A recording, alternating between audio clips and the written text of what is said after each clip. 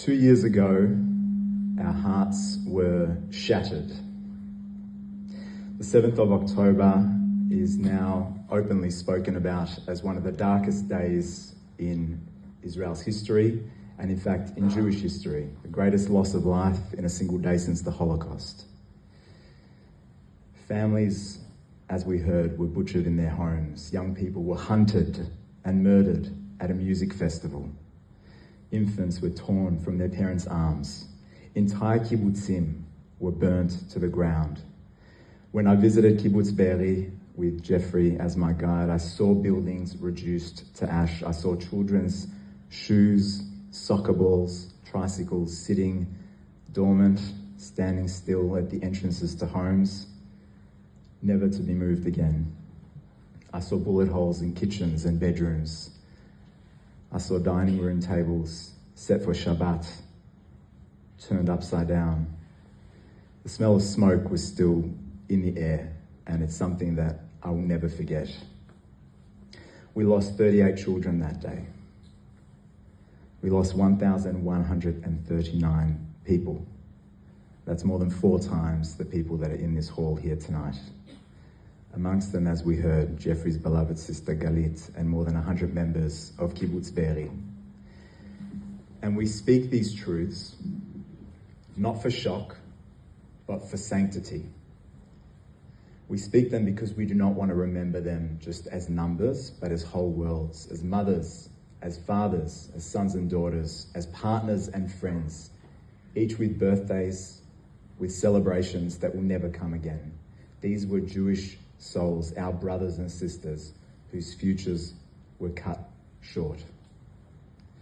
We carry the weight of those who were taken and those who were never returned. Among them, the 2 beautiful boys, Kfir Bibas and his brother Ariel Bibas, Zichronam Libracha, who were murdered brutally in captivity.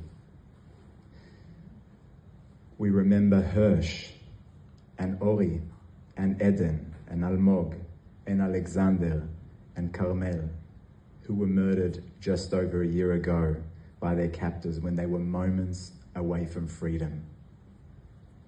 And we remember the 48 that are still in Gaza, whose parents cling to the hope that they will be able to hold their loved ones again, or at least put them to rest.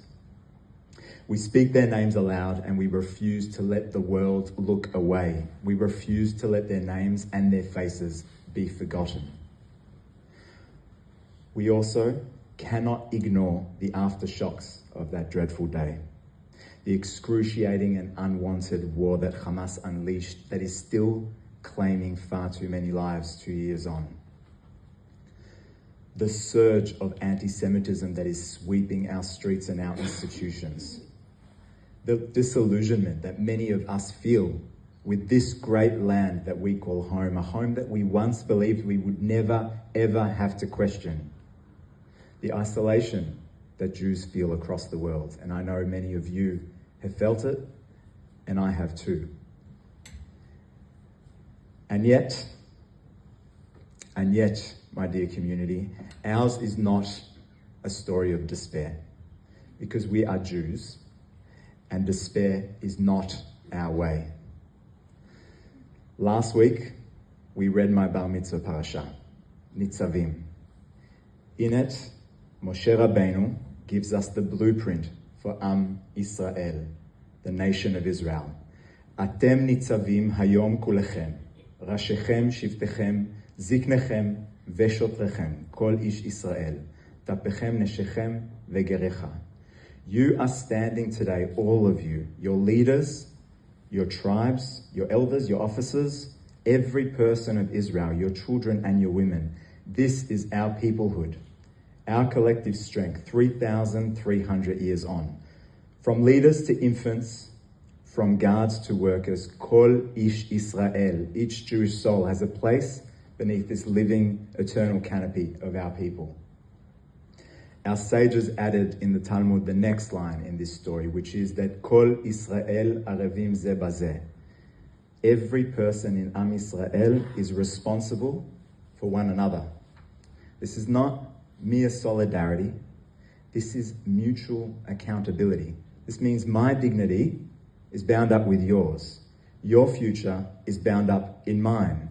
Each of us is a guarantor for the other. This is the essence of Am Yisrael, not just surviving together, but building together. And then Moshe adds perhaps the most powerful line of all, a verse that transcends time itself. Velo itchem levadchem, anochi koret et habrit hazot, ki et asher yeshno po ve'et asher eneno po. It is not with you alone that I make this covenant. It's with those who are standing here with us today and those who are not here with us today.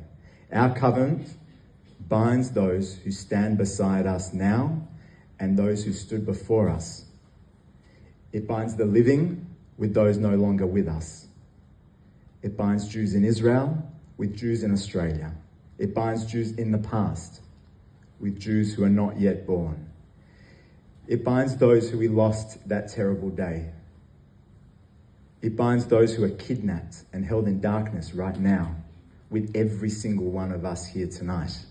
That is the eternal and unique nature of Am Yisrael.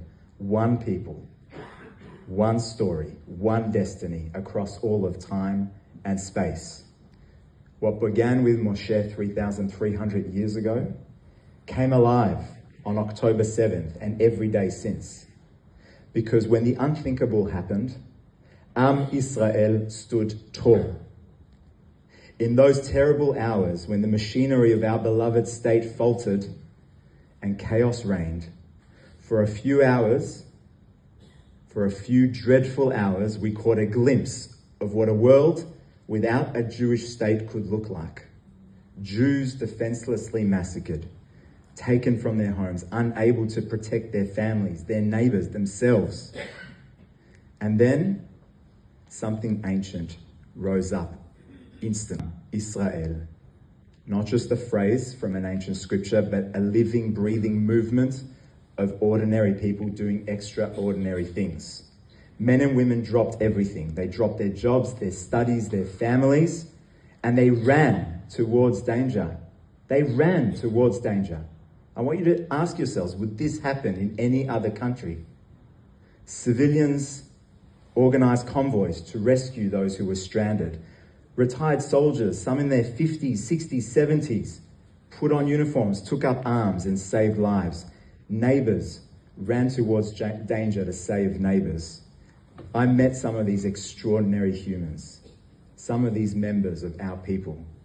Dr. Yoaz Hendel, who at the age of 48 returned to active duty, rallying hundreds of retired volunteer reservists, many of them in their 40s, 50s, 60s, spending hundreds and hundreds of days over the past 2 years away from their families. Yoaz is now commanding a battalion of 600 volunteer reservists who are defending our nation. There's Rachel Edri from Ofakim, the famous and wonderful Rachel from Ofakim, who with her ingenuity and charm, another Jewish grandmother who for all intents and purposes could have been anyone in this room, she stalled 5 armed Hamas terrorists for hours, offering them coffee and biscuits and conversations, singing to them in Arabic until the IDF were able to break into the house and rescue her and her husband. Natalie Sanandaji, who's a Nova Festival survivor, who's turned trauma into testimony and become a wonderful voice for Jewish people and pride. Here in Australia too, we saw the same instinct. From Perth to Sydney, from Melbourne to Byron Bay, communities rallied. We saw the pictures just before. Thousands of Jews came together. We organized. We raised hundreds of millions of dollars to support victims of terror and rebuild Israel through incredible organizations like the UIA and JNF and others. We spoke up, refusing to let our hostages be forgotten. Because Medinat Israel, the state of Israel, may have failed on October 7th, but Am Israel prevailed. That day and every day since. October 7th showed us that despite the helplessness of that day, the greatest miracle of all remains. For the first time in 2,000 years, Jews can defend their land, their families, and their people, and stop a massacre in its tracks. Our enemies wanted October 7 to break us. Instead, it awakened something ancient and unbreakable within us.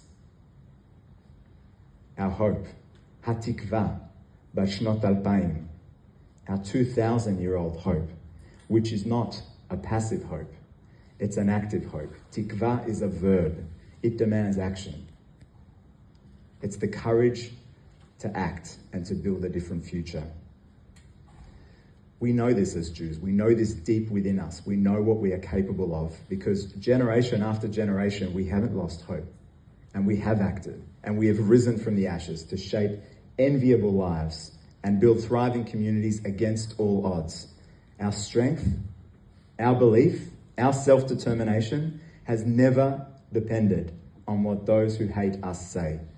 It never has, it never will. We never give up hope. We never stop building. We did it in Israel.